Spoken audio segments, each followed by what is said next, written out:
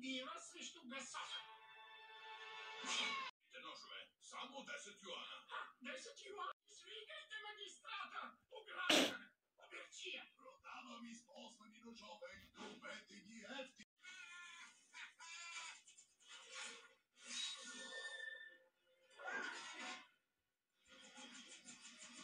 Най-после мига, за който мечтае.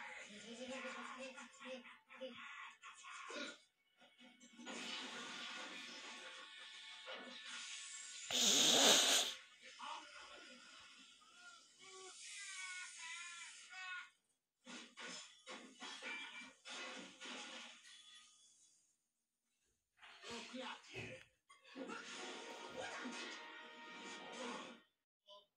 Винаги губя. Победи железните съдбоносни ногти. Победи летящото бамбуково пиле на неизмеримото унищожение. Не забравяй да превърна тренировъчната зала в убийствена машина.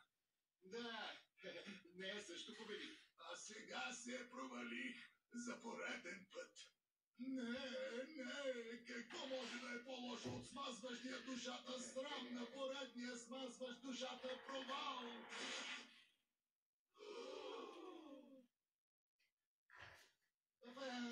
Да, това е по-лошо.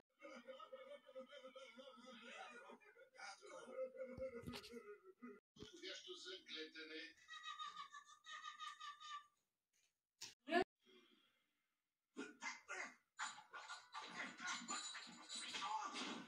Готово, Носчако. Срещнал си се с Талтай, защо не ми каза? Талтай, защото той избяга с издигащото се, летящо издигащо се нещо. Трябва веднага да го намерим. Също и бял зал. Започнете веднага от тук. После разширете към околните места. Едва ли се стигнете много далеч. Шераф Маймоно, вие идете на извънградския път, останалите на север. Какво правиш тук? Ако Шипо те открие, татко, той е в лошо състояние. Трябва да му помогнеш. Аз? Да не си полудял? Не, аз, той. По този начин. Имам само него.